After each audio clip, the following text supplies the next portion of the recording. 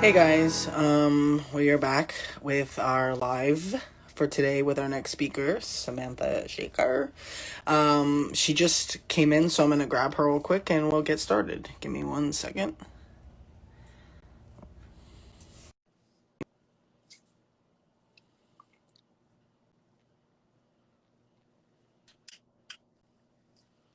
Hey! Yeah. And you're right side up. I did it right. Nice. You did. And many people have done it sideways and we were like this, but then they turned it around, so, it works. Just watching, I had to write in and I was like, do I do vertical or horizontal? And Dana's like, yeah, you do vertical. I mean, you can do it the other way, but I'm just gonna be like this when you're talking. Exactly. Like, I hear you. How are How you? Both said it at the same time. And not too bad, ebbs and flows during all this. Ebbs and flows. I mean, good days and bad days, chaotic days, craziness. I'm sure you know how it is. How has it been for you?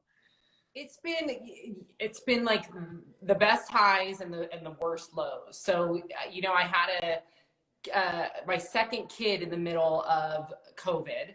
And that was an incredible high. But then I also, I got postpartum depression pretty bad shortly after that. But then I treated it. And then so I was great again. And and I'm just trying to focus on all the good stuff that's happening despite how chaotic and divisive our world is today. Yeah, no, I get that. You have to really. I mean, I can tell you I've tried every technique that I have. I mean, from meditation to, sound bowls and I mean, therapy. Like, What's a sound bowl? huh? I don't know what a sound bowl is. What is Oh, this? it's something that I saw a long time ago, and some people that I know were doing sessions live, and I was like, it's so calming and beautiful, and I was like, what, I'm gonna get me a couple of those. And it's like, it's kind of something that, like, it's not like when you first get it, you kind of like sit there and like, okay, how do I do this? But I've seen people do it and I watched, things, but it's very good for healing, and it's very good for like just a very peaceful, calm feeling to release a lot of things. It does so much, and it's like a different form of meditation, and it's kind of like, it's exactly how it sounds. It's like all these different size bowls, small, medium, large, and all different types of people make them, and different, I think some are, the ones I have are more like Tibetan, I believe, or something like that. They're own from the own store, and they're kind of like metal, and it's kind of like you take this, I don't know what it's called. I'm not even gonna I try to. do it. Do it out. It's like this stick that you just kind of like, go around the bowl with, and it's just, and it makes this beautiful sound, and it's just really cool. It's hard to explain because I'm not like some master in it, but I just. Yeah, now that you're describing it to me, and someone just wrote that it's very healing. Yeah, when I've been in like different meditation classes, or when I used to live in Los Angeles, I used to do Kundalini yoga, and they would do that. I didn't know what it was called, but now I know. And yes, there's just something. It almost is, it's a distraction, but it's almost like a vibration that you feel. Yeah, So that's it's the best of both worlds, because you stop thinking about other things and then you tune in to like a higher vibration. Yeah, exactly. And when I was watching the lives and stuff, and I was like getting, really like getting into it, I was like, I need to do this myself. I'm gonna do this myself. I'm gonna add another trick to my book. Amazing. During this pandemic, as much as you could add to your bag of tricks to get through whatever you need to get through, I think it's worth trying different things. You got to do what you got to do. Yes, I agree tenfold. Let me tell you. It's just, it's just been, I think it's been really hard for a lot of people are struggling out there. And I think that, the more we can try to help in that area while also helping ourselves, because if we're not good, we're useless to anybody else. But I think the more that we can do to, help other people in any way, like, I've been trying to spread a lot of positive images with the Be Kind, Love Big challenge, because I kind of felt like we were seeing so much negative that mentally we can't live in that energy 24 hours a day, 7 days a week, you know, especially when there's, you know, we have addiction specialists that are part of Jennifer Jimenez. I think you know Jennifer. Yeah. And Tim. They're friends of mine, but they're also advocates here. And we did a live with them, and because that's a pandemic within this pandemic, suicide is, bullying is, all these things are getting worse, and you know, we're not having the conversations enough, and it's like kind of mental health, everything's kind of getting pushed to the side, and it's kind of just COVID and politics, and you know, so I've been trying to do as much as I can to kind of get those things that I feel are kind of falling into the rabbit hole out a little bit. Can I ask you, Dana, because number one, I'm so inspired by people who take it upon themselves to create a mission based on things that they feel is necessary, right? And we all know that bullying is something that can lead to, and most often does lead to, depression and self-harm, and worst case scenario could even lead to suicide and attempted suicide.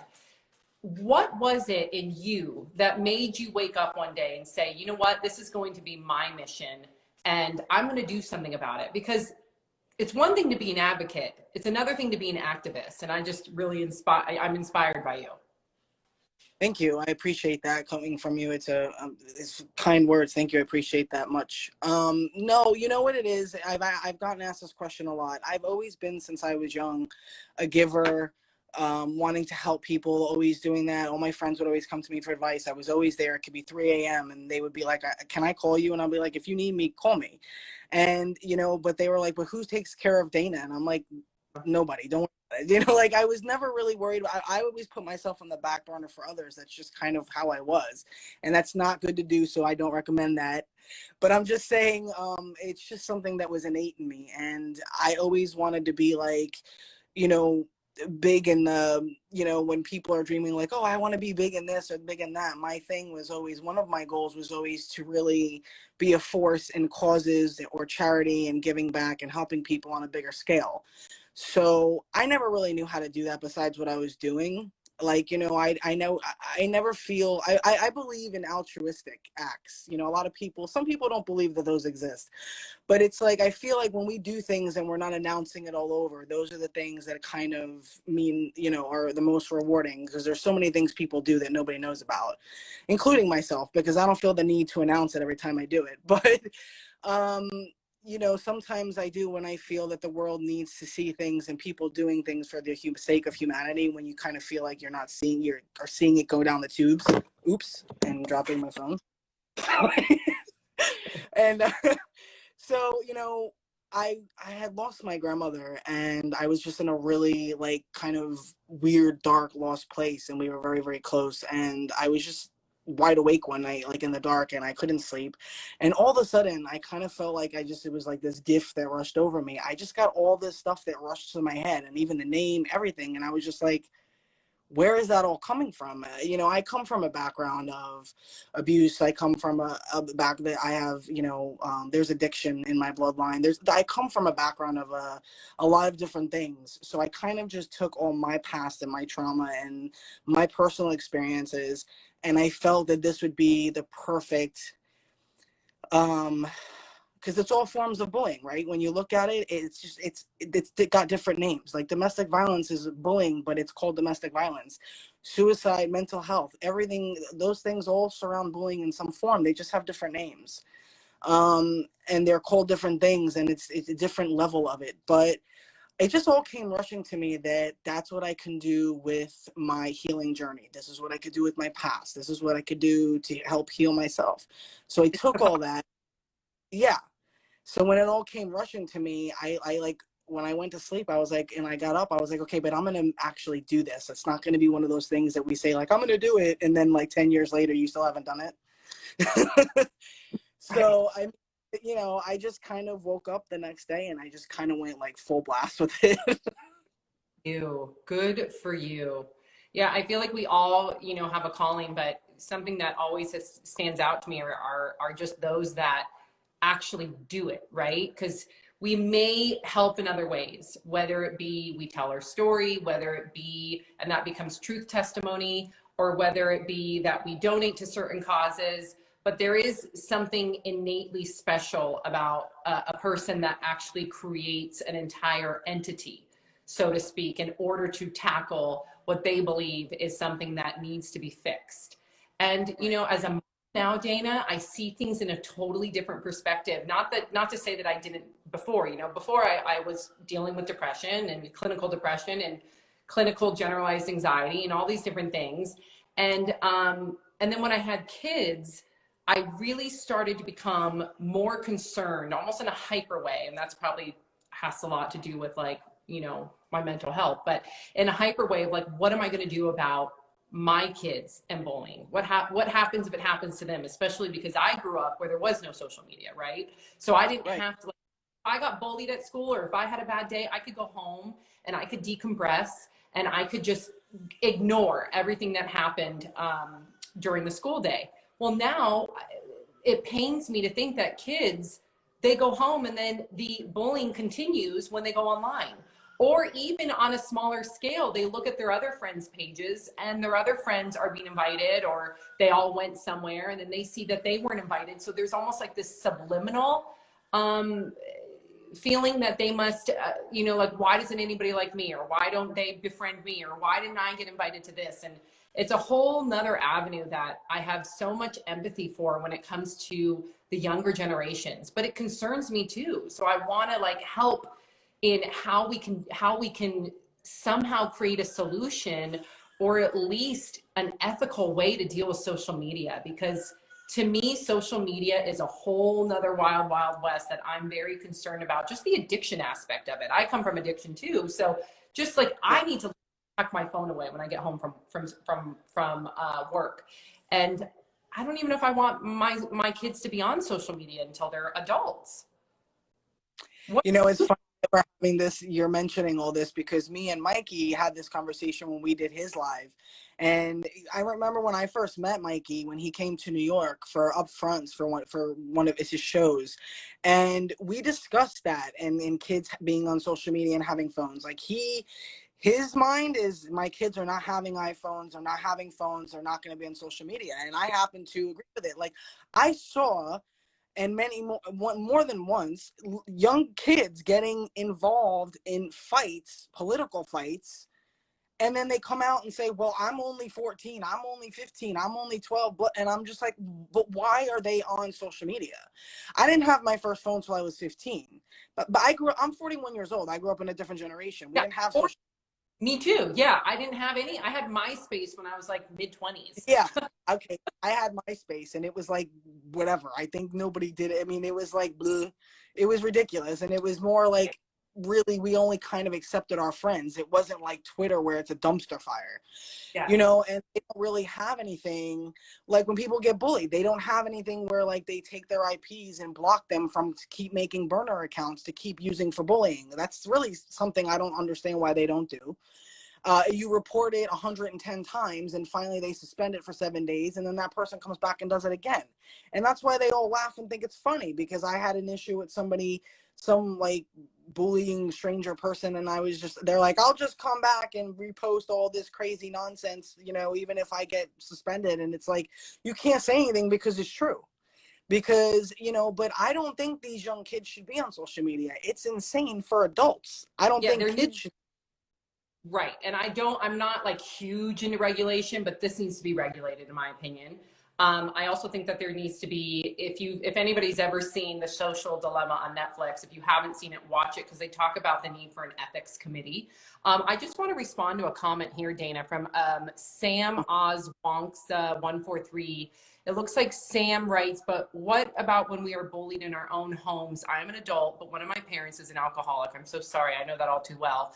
My sister dying. I am so sorry. And now all he does is horrible things. Wow. First and foremost, I just want to send you a hug and let you know that you're not alone. So many people have dealt with this and are dealing with this, but that's not to negate from the severity of it. Dana, what advice would you give? Like, what resources could you give Sam over there on how to deal with this, because I'm worried about her. That's a very severe situation that she is enduring right now.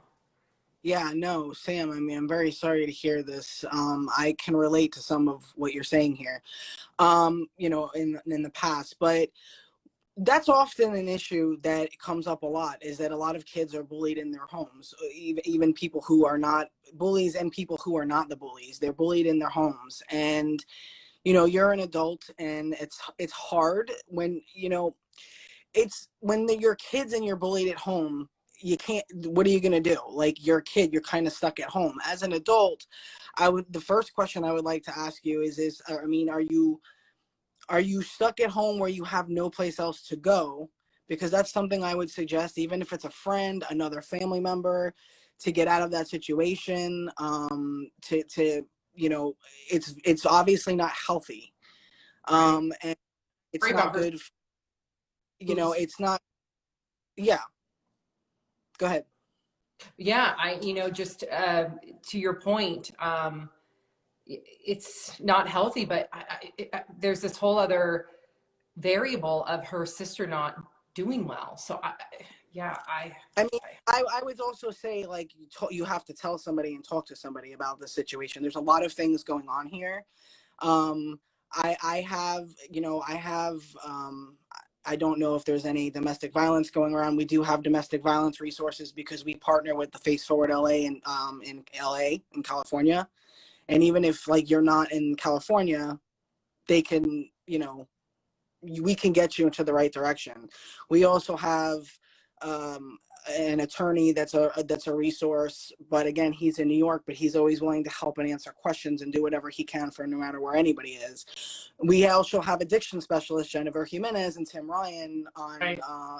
resources as well, and I can refer you to them. So there's lots of things that I could refer you to and help you to as well as listen. If you just need somebody, I have that. I do mentoring constantly, privately, and, coaching, and, everything we do is free. So, I mean, I had somebody come to me, and they just, honestly, they had not the similar home situation, but a at-home situation as an adult. And honestly, like, them getting everything out was kind of really just what they needed. So that could help you as well too. I would also say, She therapy is met Dana. um I'm sorry. She wrote, I'm stuck here. I was in another city, but right now I can't go anywhere besides we have a younger sister here, and then also her sister that's not doing well. Is she able just to like message you directly, Dana? Like, Absolutely, absolutely. You can message me directly on my personal. You can message me on Bullies Keep Out.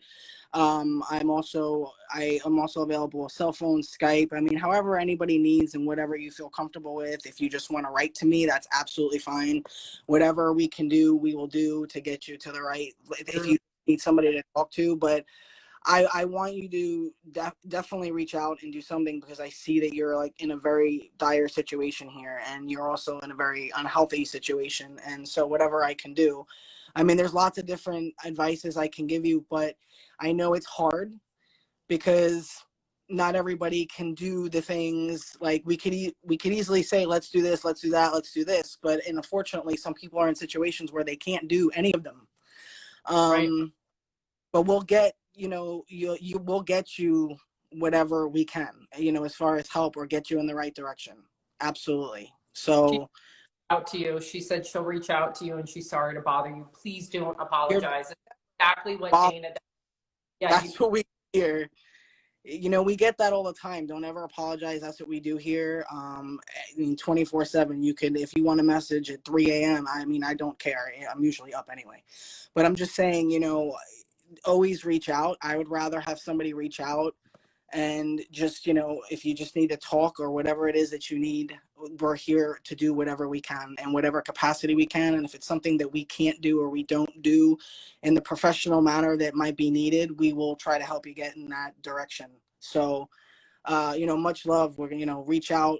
We'll definitely, there's so many different pieces of advice to give people in different situations, but just hang in there. Don't give up. That's yeah. the number one thing I can tell you. I know, speaking from experience, how hard certain situations can be, especially living in them. So just hang in there, and keep going as much as you can. Wow. Yeah. She says thank you. You're amazing, Dana. So You're much love, welcome. Sam, out there. Much love to you. And Dana will be, at the very least, the perfect sounding board for you. And at the very most, she has loads of resources to assist with you.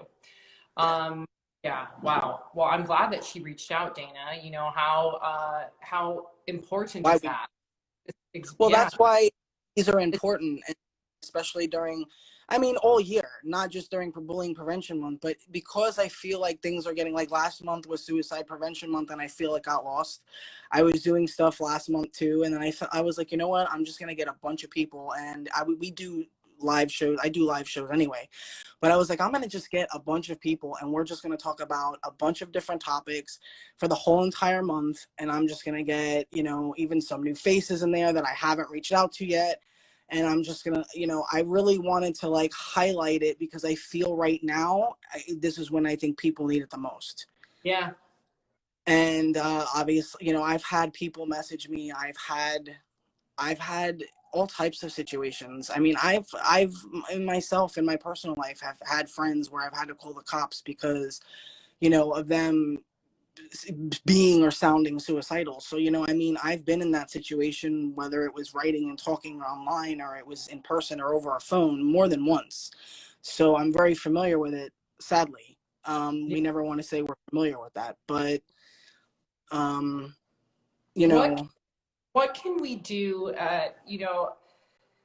because of the pandemic and because, as you stated earlier, suicide and attempted suicide and depressions have all gone on the rise. And we think about, there's, we think about quarantine. And if you're fortunate, you think about, I can't go outside much, or, if I do go outside, I have to wear a mask. And unfortunately, there are people that are suffering, just like we learned from one of the viewers, that being quarantined in a home that's already an unsafe place is only going to heighten your symptoms of depression, and it's only going to heighten your likelihood to attempt suicide if you were already predisposed or wanting to do just that. So if people right now who are watching, or just if for my own sake, what do we do? And I know this is an unprecedented situation here with a pandemic, but what advice could you give somebody right now that is struggling but they're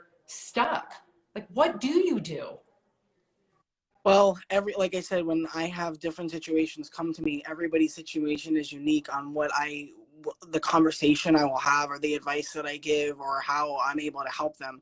Look, I myself, since I was 15 years old, have struggled. I was diagnosed with anxiety and panic disorder at 15, and in depression, mild depression. But, and I hit myself a wall during this pandemic a few months ago, like bad. After I lost my dog, I kind of just like went over that cliff. And I mean, it was just, for me, that was like the worst thing that could have happened. And it was, for me, that was it for me for a while. And I was, I was not in a good place at all. And our minds, look, here's the thing, our minds go to dark places. But Dana, Okay. how did you get out of it? How did you go from such a dark place to, or maybe you're still in it, and that's okay. And I want people watching to feel transparent if they are having the lowest of their low, if they feel like that they can't crawl out. I've been there too. Let me tell you, I'll share my story as well after Dana. But what was it that helped you? Was it medication? Was it therapy? Was it something else? I use a variety of different techniques for myself, because I haven't had this bad of a hitting wall since I was in my 20s and I was married, and I had my husband there at the time to kind of be a support. And now, obviously, I mean, I'm divorced, so I don't have that. But I mean, for years, I made sure when I was 18, I left, and I moved in with who I married, and I had a very strong support system in him and some other people. And that's very important to have, even if it's just one. I don't care if it's one person, but I use a lot of different techniques, from talking and getting I was always very bad at that. And people suffer in silence, and people who are very strong and resilient happen. Then you might think, I have to deal with everything myself. I'm going to do this. I come from also an Italian family. It was always like rub dirt in it, walk it off, you know, and a New Yorker. And that's just the mentality. So, you know, and for me, it's like, well, no, that's not going to work. But, you know, so when you feel like you're not supported in that, I know what that feels like. And having to deal with that, it's a big thing to carry. And, you know, in a book that my friend who's an author wrote, I decided to finally share my story a lot. And I revealed something that nobody that knew me knew. And my ex-husband knows everything about me. Nobody knew anything about me, that thing about me, until I revealed it in the book. And I was like, well, now's a better time than ever, you know, to kind of release that and get it off my chest. And it was when I was just in a really dark place when I was in my 20s. But, you know, I used my strength that I got from people in my life. I used my friends. I got into meditation and yoga. I can't tell you that, Satan, that took a lot of anger issues and kind of drained them out, and stress. You know, so like I said, a support group is very important. Don't use any substances. You know, I used to be a smoker, and I was like, you know, I was like smoking a cigarette every 5 seconds. I mean, that does nothing for you. Don't ever use alcohol. There was a while where I used alcohol just to numb myself, and I was like, that's what I'm going to do. Medications, when I was younger, they had me on antidepressants and things for anxiety. I eventually at some point took myself off again, but I did it safely. Don't just ever do that. I'm sharing just what I did because you have to wean yourself off like antidepressants. You can't just stop taking things. But I went to therapy, counselors when I was younger, all different types of stuff. I struggled a lot, and so I know, and I get it. And I looked for connections anywhere that I could, and I felt very lost for a long time. You don't heal overnight. There's no one piece of advice. You have to take a plethora of different tools, and you have to incorporate them into your life, and we have to put in effort and work to really get there, because it's not just medication by itself is not just gonna do a miracle. Okay. So you have to like do different things and find different tools and techniques. And writing is a very big thing. I'm a writer, so writing for me, even if you're not a writer, journal, write a letter to whoever you need to get things out. And you don't have to give it to them. Read it out loud. If you want to yell it out loud, get it out. But it's like I found a lot of different things that I did for me were tools that helped me.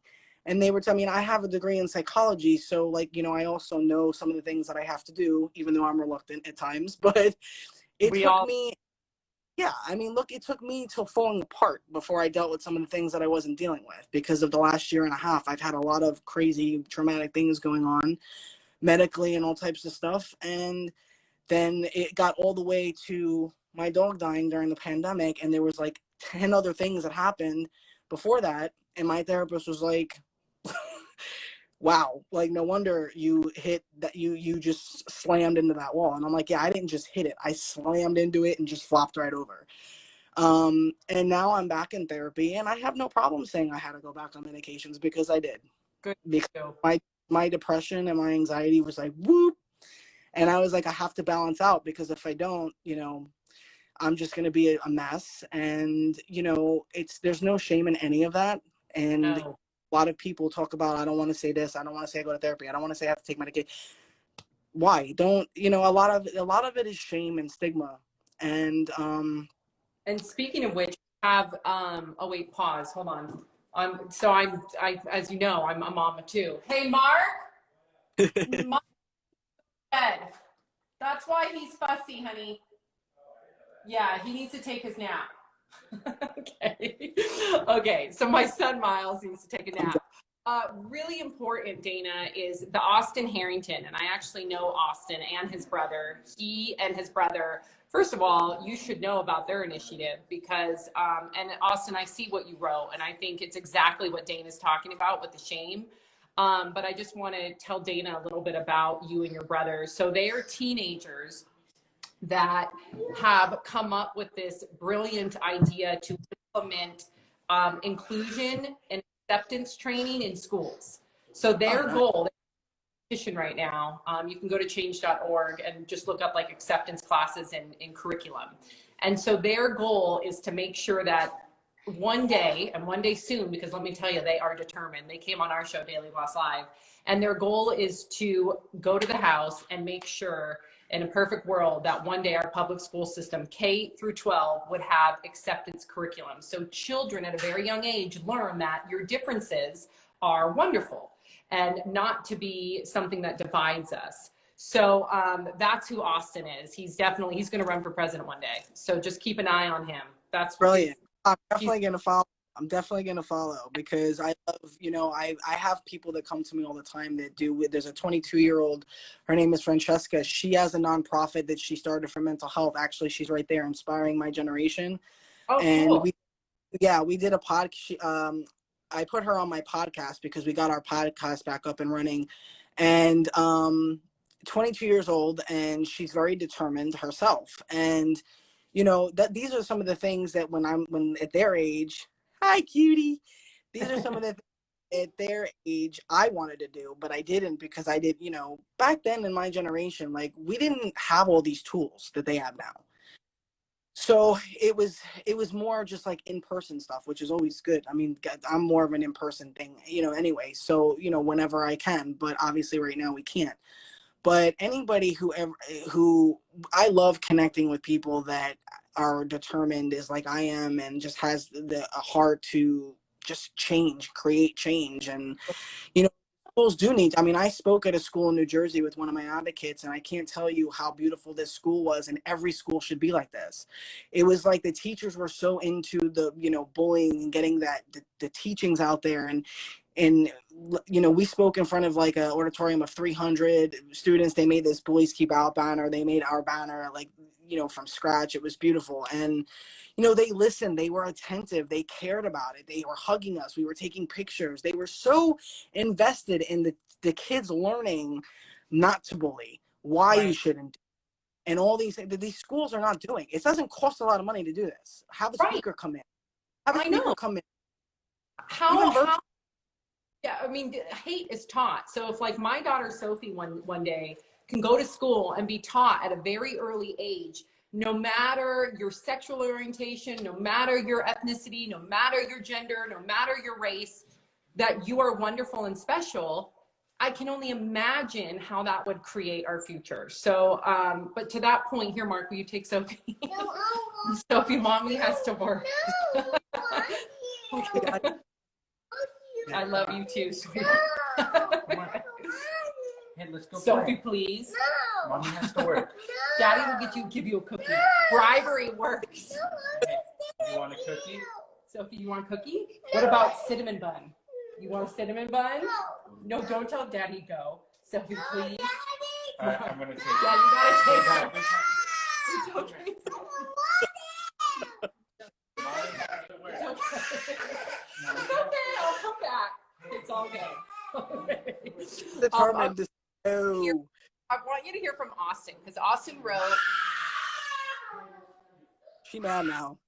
He's not happy. Okay, so Austin wrote, it's so sad because whenever I'm down, I can't talk about this with my family because in the Black community, people don't treat mental health issues with seriousness. They believe you just have to go to God.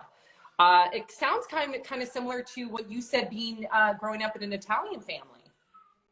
Yeah. Oh my gosh. This sorry guys, this thing is not wanting to work for me today.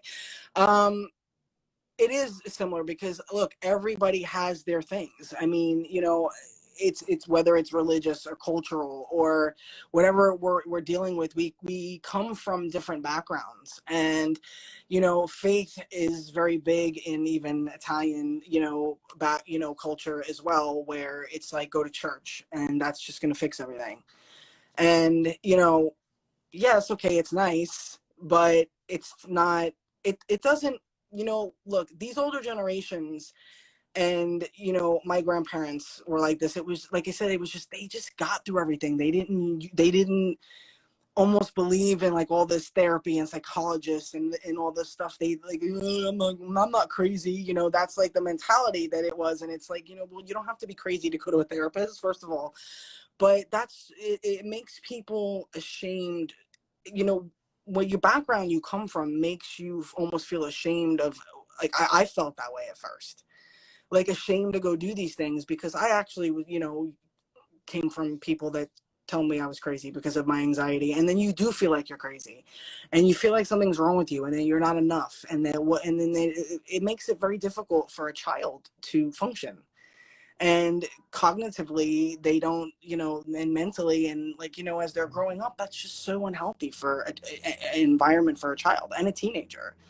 And, you know, I understand that, you know, that statement, because it's very much like, you know, just do this and that's going to go exercise and that's going to make your anxiety go away. Oh, no, it's not. Right. But there's things that help. I mean, you could add it to your regimen of things that you do, but there's no one thing that solves these problems. There's no one thing that solves depression. There's no one thing that solves anxiety or something on a different level of mental health. There's the, you know, whether it's, you know, even bipolar, anything, there's no one thing that just works and like, okay, I'm perfect now because I took a pill. No, pills are not miracle pills. They're to help, they're to aid. You have to do other things, you know, like, it's very easy to say like, okay, like a lot of people I had when I was younger, I had that mentality too. Like they gave me a pill, so I'm going to be fine now. And I felt like a zombie sometimes with some of this stuff. And I was just like, you know, like you don't feel yourself. You don't feel right. And sometimes you have to play with the medications, and sometimes you have to get on the right things. And we had another speaker, you know, we had another person on here, Caitlin Black. She had came on and admitted that she had to go on medications. I know so many people that are coming out saying like, I had to go back on medications for mental health. It's nothing to be ashamed of, but unfortunately mental health should be in the forefront, and it's not. There's young people suffering, there's adults suffering. They don't have access to mental health care, some of them. They don't have access to therapists. They don't have access, the ability to get any medications. Some of them don't even have insurance. There's so many things going on that nobody's worrying about right now. And that's why the rate is through the roof right now at 200, 300% more. That's why people are overdosing, and addiction and all these things are on the rise, because nobody's paying attention to them. Yeah, unfortunately, the distraction of the pandemic, and believe me, when I say that, I don't say that dismissively, because I know that 210 plus thousand people have lost their lives, and a lot of businesses and people are struggling and suffering, and unemployment is up. But at the same time, because of all of that, you're right, we're not also having the discussion of those that are having to get back on medication, or they are suffering in silence. And there's a lot of them out there that are suffering in silence. And I think one of the points that you brought up that really hit home to me is just kind of like, you almost have to have a trial and error. And for me, it took me a really long time. That's a day-to-day thing. Every day I have to come up with something to help my depression. And yes, I am on medication. I take Zoloft, and 50 milligrams is great for me. It's just enough for me to kind of level me out, take the edge off, and but again, dosage is important. So for somebody else, they might need 100 milligrams, somebody else might need 25, 50 for me works perfect. But I think too is just knowing what is triggering you. For me, social media can be triggering for me. So I will have to lock my phone away. So that's one of my tools. I have to put my phone away. I have to sometimes delete my Instagram. I have to get off Facebook. I can't even put Facebook on my phone. If Facebook was on my phone, it would be too much of a temptation for me to look. And then I just feel icky afterwards. And then I go in a downward spiral. So I would say to anybody out there that are trying to figure out what your tools are in your box, to really just take a moment and go, what makes me feel gross? What makes me feel depressed? What makes me triggered? And then start eliminating, or at least balancing, the way that you are bringing those things into your life. You don't have to bring social media into your life every day. You don't have to turn on Facebook every day. But if you have an addictive personality like I do, then you're going to have to do some things to limit that. That might be taking it off your phone. That might be deleting the app for a little bit. We have a lot of people writing in. Austin said, is it normal that I can get sad for no reason? I remember when I was deeply depressed in 6th grade, I used to force myself to seem okay, yet I wasn't. Yes. Yeah, you know, I mean, To do the it's same normal, thing. okay, trust me. But It's absolutely. Dana, how would somebody know, let's say someone is not feeling okay. In your words, how would you know if it's clinical or they're just having a bad day? the only way I can describe it for me was I just knew. Like, I felt like I was in a big dark hole and I couldn't get out of it. And I knew it was a different kind of depression where I knew, even though you don't want it, when you're depressed, it's the one disease that does not want to be treated. It's bizarre. So you almost like need to have an aha moment to climb out just a little bit in order to pick up the phone to get help, or hopefully you have someone around you that is like, we need to get you some help. But that was my moment. I mean, I was having suicidal thoughts too, but I just knew like, this is different. Is that how everybody feels? Like, No, everybody has different types and forms of depression and even different levels of depression. Some people are major depressive disorder. Some people have mild. And I just want everybody to understand, I am not a psychiatrist. I am not a psychologist. We're not therapists. We're not saying any of these things in any formal professional way. This is just our story, personal experiences. And I just want that to be understood because I don't want people to get the wrong idea. We're not therapists. But for me, I knew that with the anxiety and everything that I was having, I didn't know what was wrong with me, but I knew something was going on. And I got diagnosed when I went to go see someone. And that was, like I said, at 15, and they told me the things that were going on. And I've been to very dark places myself. And, one of the ways, some of the signs, like, I mean, honestly, like just, it's just like anxiety signs or, suicide signs or signs of bullying. Depression's the same thing. There are signs, when you're constantly down, when you're constantly exhausted, you're tired, you don't feel like you want to get out of bed, you have no motivation to do anything, you cancel plans, you want to go hang out with your friends, but you just don't even feel like you could do it, you don't want to do it. A constant feeling of sadness, your mind spins sometimes out of control, you go to like very odd and dark and weird places when you're depressed, in and out of them. There's different signs for everybody. Everybody's different and everybody's levels of depression are different. So there's no like one answer for that, but those are some of the common signs and signals for, Austin was writing, he knew he was deeply depressed in 6th grade and he had to force himself. When you ever have to feel that you have to force yourself to feel a certain way, then something is going on. Like if you have to force yourself to be happy, then that's something going on to where you need to talk to someone, an adult, go see someone, talk to your parents, talk to a guidance counselor at school. I mean, I've talked to guidance counselors when I was younger at school. I had a lot of stuff going on. I was a hot mess. And, I say it like that because, excuse me, I say it like that because I was. And,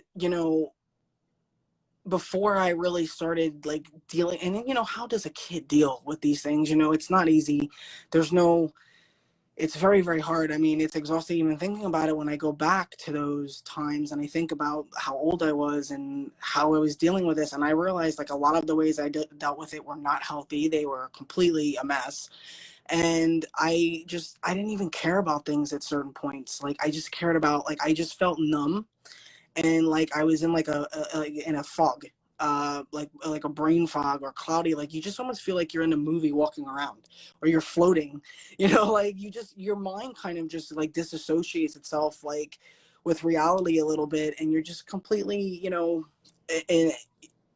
sad and unhappy, and but those are just some basics, as far as someone knows, clinical depression, the only really way to know if you have clinical depression is to really go see someone and get that diagnosis. But, there's normal depression. Like when we go through grief, we're going to be depressed. Like you said, you went through postpartum depression. Obviously, those are different things where, if someone gets, diagnosed with bipolar, I mean, there's so many different severities of what we all go through with mental health that again, there's no right answer. There's no really wrong answer. There's a lot of, well, do you have this? There's a lot of questions until they get to their analysis of what's going on with you. But you can kind of tell by your feeling if this is normal and if it's an everyday thing. If they say that if it lasts for 6 months or longer, then they say, I believe, if it's 6 months or longer, then you like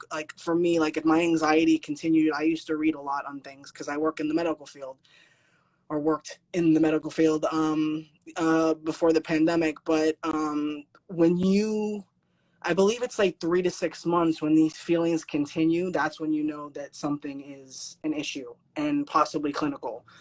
And Yeah. like when you have anxiety for 3 months straight constantly, then you don't just have, like, we all have anxiety. That's a normal emotion. If somebody's chasing you, you're going to get anxiety. You know, if you get right before, when I used to be an athlete, right before games and running, I used to have anxiety, and then it was gone. But I also had anxiety. But I mean, you know, my point is that like there's normal, oh, I'm depressed, I had a bad day, somebody, I grief, I lost somebody, normal things that happen where we go, you know, it's there, we deal with it, and we're okay.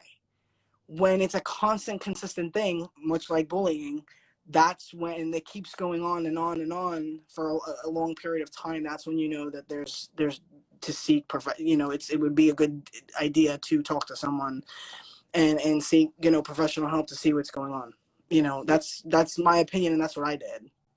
Yeah, I think too, yeah, for me as well. I know that there's so many different things you can do to help yourself feel better. I know for me, I needed treatment, actual treatment. So to Dana's point, like, you know, we aren't clinicians. We're only speaking our own experiences. And if you, Austin, or, you know, anybody that's been writing in, Sam, are in a place, do everything you can. If you feel like, and I think when Dana mentioned exhaustion, I have never been so exhausted when I was depressed. It's a different type of like lethargy, like you can't move. It's so hard to describe. And if you're feeling any of those symptoms, please, you know, do your best to and you can text 741-741. There's a lot of resources online. There's a lot of self-help groups out there. There's a lot that you can do to hopefully speak to someone. If you're going to need something like a clinical treatment, like I did for my brain, and get on actual medication, please, like, do not be embarrassed. Don't be afraid. Because treatment works in many different ways. As Dana said, it could be, you know, 5 different things in your tool belt that actually helps you feel better, but it does work. And it's something that you probably always will have to like adjust and deal with and take it day by day, but it's night and day when you finally do get the help compared to when you didn't have the help. So I just strongly urge anyone right now who's feeling like this to just understand that treatment works. It worked for me. I wouldn't be here right now if it weren't for treatment. So And yeah. you have to do something. You can't just suffer in silence, because it's not going to go away. You know, Austin brought up a thing that I've said many of times, and last month, suicides are the second leading cause of death. They're more than homicides. Right now, there's other deaths. People are dying all over, and it's not from COVID. Right. And that's what, you know, nobody's realizing. And, you know, and the country doesn't seem to put it at the forefront. It seems to be like this thing that's just in the back of everybody's minds, much like a lot of other things. And, you know, it's so important that I mean, now when I go on Twitter, I can't even really go on, like you said, to social media. It's very dangerous in ways for mental health, because I sometimes go on Twitter and like I'm angry in like 5 minutes just from looking at my timeline. I'm like, what? And I'm just like, you know, the thing, it's like a circus, and it's just a dumpster fire. Like I said, it's just ridiculous. And, you know, I've had these other conversations in other lives that we've done thus far with Sean and Mikey and, you know, some other, and Caitlin. And, you know, it's like, it's, social media can be wonderful and beautiful. Don't get me wrong. I made a lot of connections through social media, and I do a lot of work on social media, but it could also be so draining, unhealthy. We're constantly, I mean, I've had this conversation several times, seeking validation through social media and likes and comments, and who's going to see this and who's going to see that. And, you know, it's all great, but at the end of the day, we have to just have that as an addition to life, but not like, you know, taking over life. And I know people sometimes say, oh, but I only find solace in social media. Okay, I am not saying to not use it if you find solace in it. I'm not saying, we have friends online, I'm not saying that. What I'm saying is we have to add that to part of our lives that we live offline. We cannot have social media online. It's too fantasy. It's online. You have to have just add it into your life, but keep your offline, create a life for yourself, love yourself, create a life for yourself offline, and then have that in addition to it. You cannot have it as a replacement. That's what I'm trying to get across, that people use social media as a replacement for feelings, for emotions, for love, for all different types of things. And it's not healthy. And we've all probably done that to some extent. Yeah. You know, Seeking validation is something that innately we all want, right? We're raised that way. But there's this uncontrolled, like the genie's already out of the bottle of social media and likes and Instagram, and to me it's such a scary thing, because as an adult, if I struggle with how people perceive me and negative criticism and all of these different things, I can only imagine what our youth must be struggling with, right? And again, the only way I can see this changing is legislation, because we can do all we want, right? When it comes to self-help groups or having people like you, Dana, or going to seek help. But at the same time, this is something that is just going to get worse and worse and worse. And I know that there's ethical social media groups out there right now, people that literally helped build these platforms in Silicon Valley are now creating ethical groups, because they understand what an out of control, and again, there's a lot of positive, like you said, to social media. Look at all the activism that happens because of social media. Look at how the No Hate campaign helped get marriage equality passed, because of how it created a new norm just by connectivity on social media. So there's so many positive things. But yeah, I think our next step, just as constituents, is to really look for legislation and push for legislation that creates some sort of ethics when it comes to social media, because these algorithms are going to do everything possible to keep you on and to keep you clicking and to keep you liking, and it's very alarming. It's very alarming. And you know, Austin just wrote in, or you wrote in earlier, Austin, about how like you struggle with how people perceive you. You're not alone. You are not alone. I have days there, and I have days where I think about that 1, 2, 3, 4, 5 negative comments all day long. Or I harp on something if somebody misconstrued what I said, and I'm like, no, that's not what I meant, blah, blah, blah, blah, blah, or no, you're misrepresenting media. Yeah, but you know what? I think we just all have to understand the person that's going to constantly misunderstand you or misconstrue you or coin you as a certain way when you know that's not what you were trying to say. Those are people that are going to do it no matter what. And I think we have to, and I'm speaking to myself too, just learn to focus on the positive. And I know that seems overly simplistic, but there is negative out there, but there's also so much positive. And if you focus on that one negative comment or that one person's perspective of you, when there's all the people that really know you think that you're wonderful, it's going to ruin it. It is. And it's so easy to go down that rabbit hole. But hey, Austin, you are not alone. Trust me, you're not alone. You absolutely not. And look, like I said, I mean, we focus on, like, I think the world hates me. Is this person mad at me? And it's all based on social media. Like, oh, they answered me weird, or they did this weird, even through text, even through emails. You know, it's just too much overthinking, overanalyzing, over worrying. And all that comes from a lot of improper communication, and that's a problem too. I mean, look, I struggled as a kid with my sexuality as well too, Austin, on and off. And a lot of kids, when I played sports, they used to always call us names because they automatically assumed we were gay because we played sports and we were girls. And it was like, even if like we were, who cares, you know? Like, you know, but I mean, at the time we lived in a very different period, and like girl sports weren't like, oh my gosh, like everybody thinks it's wonderful now. It wasn't really like that back then as much. And, you know, so I get that. And I think it's great that you're also fighting for LGBTQ. We do as well. I mean, you know, but, you know, you get lost in those rabbit holes. I have gotten lost in those rabbit holes. I have spun my mind into oblivion.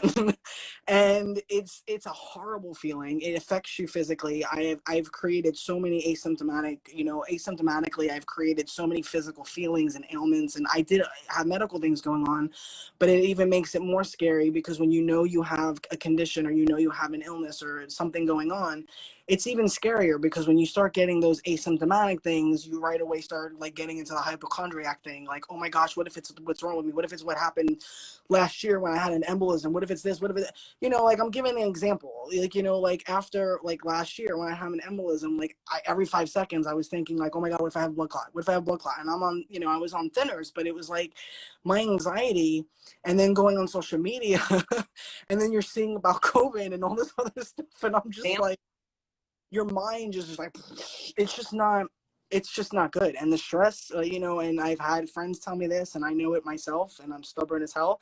Stress can kill you.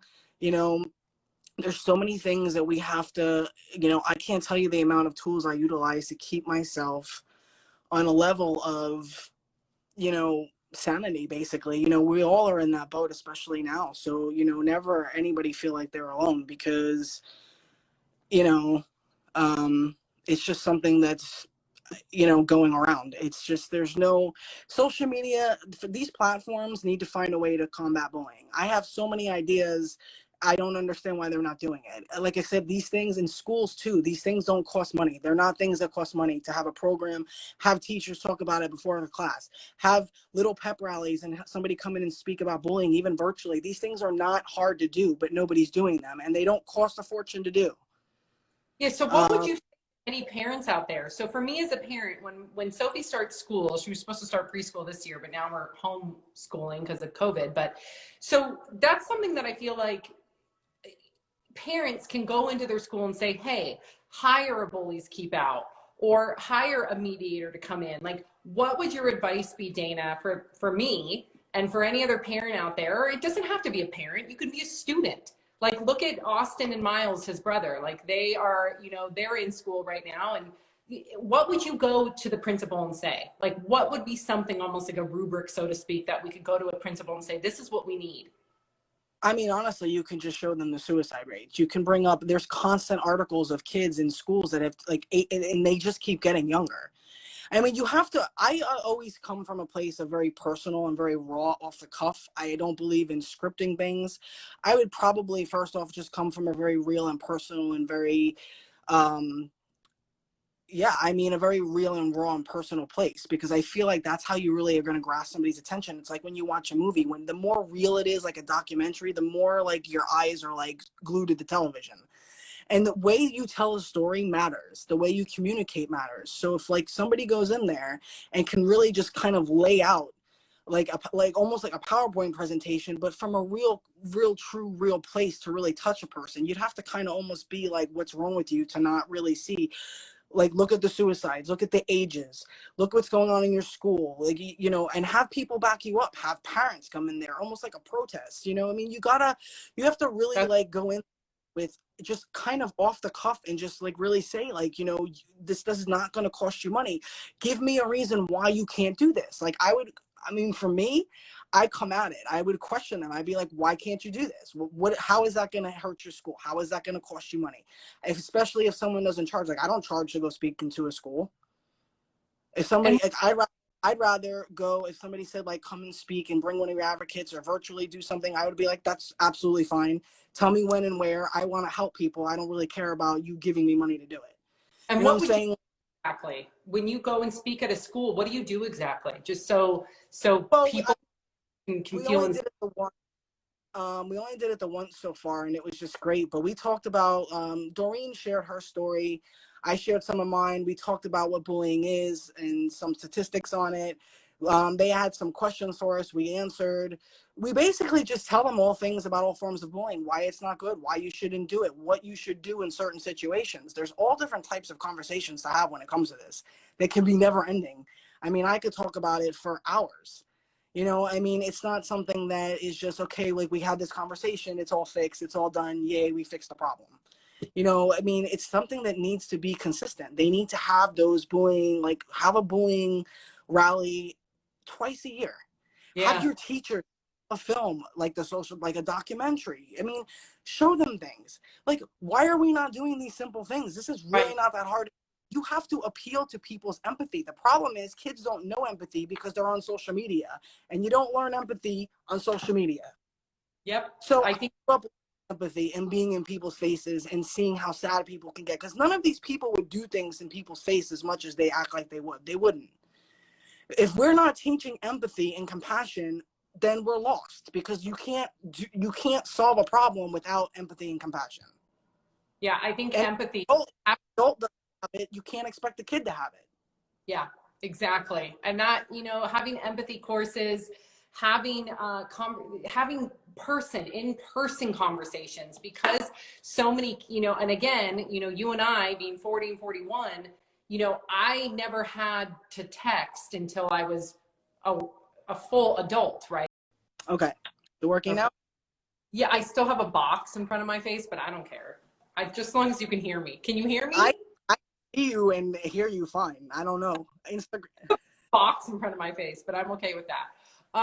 So yeah, I think, you know, because it's been an hour, I want to get one more piece of advice from you. And I just really want to raise my kids as upstanders. I look back at how I spoke up sometimes, but there are other times where I didn't speak up as a young kid, and I wish that I would have. And as I got older, I got more and more confident in speaking up. If I witnessed anything that was wrong, or witnessed any child or even a teenager getting bullied, I wish I could have done more. So what conversations should I be having with my kids about being an upstander? Because that's really, really, really, really important to me. I would say the first thing, and I've been asked this a lot, is that, you know, not enough parents are doing this, I don't think, in my opinion, because if they were, I think that we'd have an easier time with, and bullying would substantially go down, is to really just sit down and just go over things, like basically teach them compassion, understanding, and empathy, acceptance. Talk to them about the LGBT community, talk to them about bullying, explain to them why it's not good, why it's not, you know, why it's important to stand up and speak out, not be afraid, why it's important to go to an adult, because the problem is that in these schools, when these kids go to the adults, they don't do anything, and that's another problem. It discourages people from speaking out because they don't do anything. I have someone who's 14, who's online, who has that issue where her school seems to be doing nothing. But it's so important that you also let them know that you're always going to, like, you're there, you support them, that they can come to you and tell you whatever it is, even if they're the bully, to come and tell you, I don't know why I'm feeling like this, something is, or I have friends that are bullies and I'm going along with it because I feel peer pressured. You have to talk about because the bullies are also victims, and that needs to be explained to them, so they are not becoming a bully themselves to fight a bully. Because when you become a bully yourself, when you become a bully, people think, okay, well, I'm defending myself, so it's okay what I do. I could do whatever I want. No, because you're basically just going down to their level and being a bully to fight a bully. And that's like fighting hate with hate. You're never going to win that way. Nothing's going to get solved except everybody getting angry, and everybody now is the bully, and there's really no sides to pick because everybody's guilty. So it needs to be explained to them that, like, you know, bullies are also victims, and they are. And even we still need to have compassion and empathy. I have rehabilitated some bullies. Some people, you know, grow into adults like that. But the thing is that they need help. They don't just need punishment. And that's a very big misconception, that people think, oh, we're just going to go give them a consequence, give them a punishment, anger them even more, and not help them. They need help too, because there's a root cause of them being a bully. Hate and being a bully is learned behavior. It can be unlearned. It's something that's taught. You don't come out of the womb a bully. You don't come out of the womb hating. So we have to teach our kids all these things. We have to explain it to them, show them documentaries that are age appropriate, and or even a part of one, you know, like give them reading books. You know, there's books on bullying. There's I had a friend he just got into teaching. He asked me what he could show his students. He works with mentally disabled students, special education, and I used to run a group home for mentally disabled. He asked me what he can show them for Bullying Prevention Month. I gave them Mikey Short that you did a show on. I gave them Mikey Short, and I said, show them this, because this is basically like says everything of what we encompass. This is it right here. I said, this went, like, you know, pretty viral when he did it. It's beautiful. I said, and I'm always going to tell people, show this, because I showed it when I went to the school in New Jersey. And I have other things that he could have used, but I told him, I'm like, you know, sometimes, you know, there's it's not language appropriate. for schools unless it's like college or something like that. So I told them like some of the lives I would say share some of those because we're doing a lot of those. They said, but some of them you can't. Because, so I was like, just show them Mikey's PSA. We have tons of PSAs on there that people do and they're still doing and all different types of stuff. But I gave him that. But like he's like a brother to me, and he's, you know, been part of BKO in many ways. So it's like he's right on top of it. Okay, but a lot of teachers aren't, you know, a lot of schools aren't, and a lot of parents aren't. And just parents everybody wants to pass the buck. The school's fault. It's the parents' fault. It's the school's fault.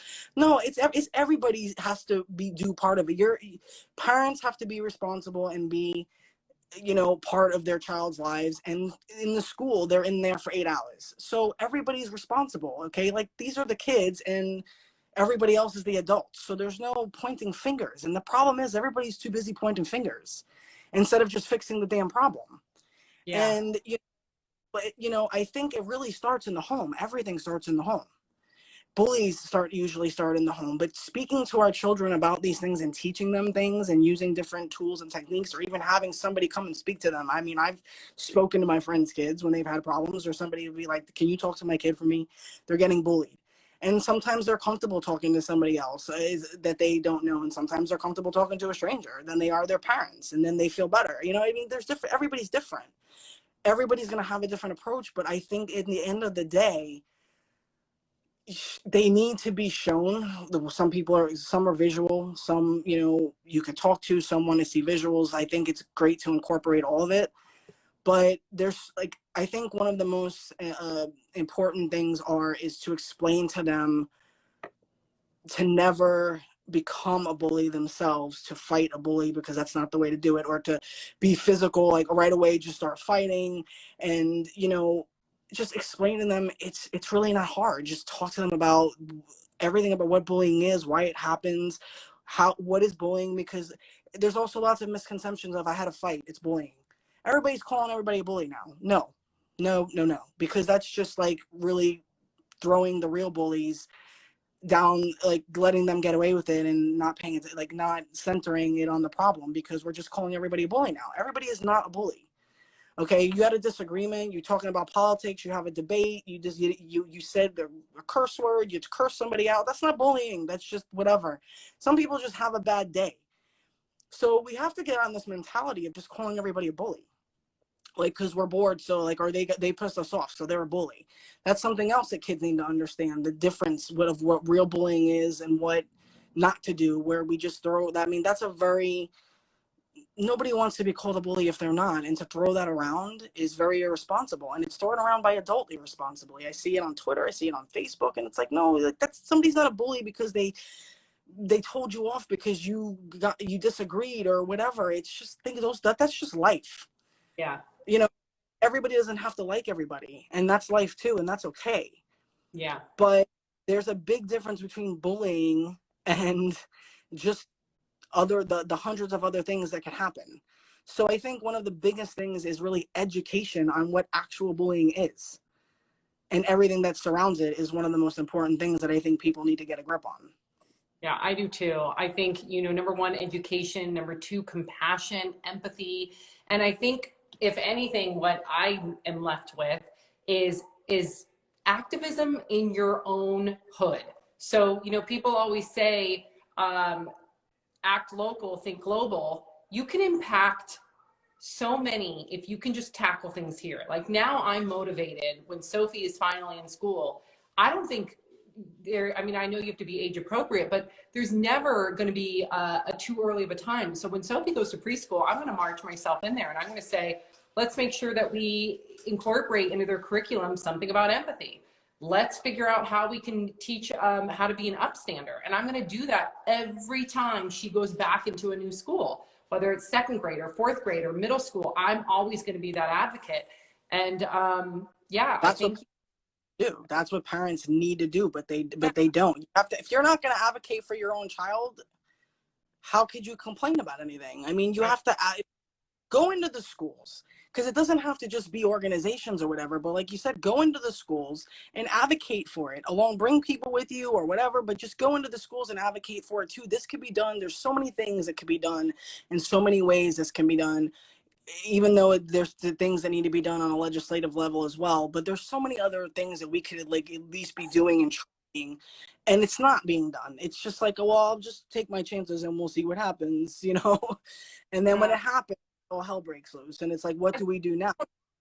Like you said, Dana, because we don't talk about it. So the more that we can talk about it, the more we can see how pervasive it is, the more that we can be educated, the more you're going to motivate people to go in there. Like, even though I've always considered myself somebody that is an advocate, especially when it comes to bullying and anti-bullying, but I just needed to be told, go march into your school. Some people need to be told that. I'm someone that's always had to been coached. I've been coached from a very young age when I was an athlete, and I need someone to just kind of paint the picture for me, and then I can march along good soldier that I am. So I think the more we talk about it, the more we can inspire people to get out there and make a difference in your own school, in your own neighborhood. And I mean, like Miles and Austin Harrington do, the teens that wrote in earlier. I mean, they're actually making a difference. They're unbelievable. Ripples turn into waves, and you just make a bunch of little ripples, and eventually it becomes just like a tsunami. Look, I think even in the entertainment world, maybe we should start, I think they need to start putting more documentaries about bullying out there, maybe more stories and short films. Make a film all about bullying, or about, like, focus on some of these problems that we have in the world, instead of like, let's just make like TV, let's just make a movie. Maybe we can start making some things that mean something. And I know that it is being done in a lot of ways. I've seen like some beautiful movies and stuff about addiction and things like that, but like, and there's the movie Bully and things, but maybe if we just, in every arena we can, put this somewhere into a light and a focus of things that are going on, because it's a crisis. It's a pandemic, whatever you want to call it. It's actually a serious problem. When lives are being lost, that's a problem. And even when it's not lost, it's a problem that's worldwide. It scares the hell out of me as a parent. It scares the hell out of me. So I have to go make my kids dinner. Speaking of which, I'm an hour ahead of you. So I just want to, you inspire me, and I want to thank you. And I want to, thank everybody that was so transparent with their thoughts and feelings in the comments, because that's hard to do. And no one's alone there. No one's alone. Absolutely not. And Sam, thank you for taking time out of your day. I know you were busy. Thank you so much for being a supporter. You're amazing. And thank you so much. It's just, it's always wonderful to, I know we haven't spoken in a while, but it was great to have you on. And I hope to, talk to you more and do more stuff with you and have you on again. Yes. I thank you. I wish you a wonderful weekend, and good work, my friend. Really good work. Thank you very much. Guys, I hope you enjoyed it. Thanks for tuning in. Sam, take care. Have a good one. And Austin, I'm going to follow you right now.